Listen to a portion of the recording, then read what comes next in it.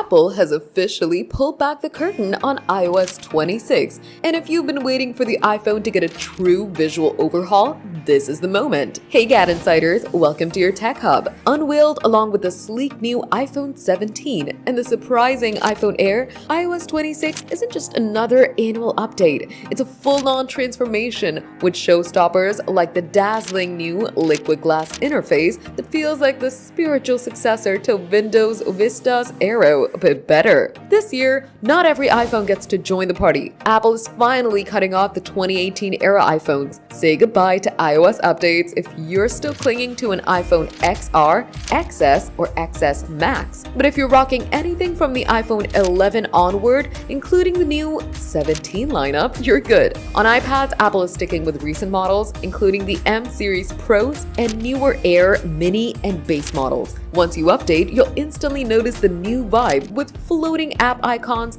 customizable lock screens with 3D effects, and redesigned core apps like phone and camera that actually make everyday use easier. A standout new feature? Live Translate. It lets you speak to someone in another language in real time, even on phone call. Then there's Hold Assist, which monitors boring hold music and notifies you when a human finally picks up. Apple even tackled the little annoyances. Want to change your alarm snooze time? Now you can. Screenshots? You can search or ask ChatGPT about them right from the edit screen. iOS 26 officially lands September 15th. Whether you're upgrading to a shiny new iPhone or sticking with your trusted device, this update is Apple's most exciting in years. Sleek, smart, and finally fresh. Are you going to update your device today? Tell us in the comments. Give the video a thumbs up, subscribe to GadInsider, and don't forget to hit the bell icon so you never miss any tech update.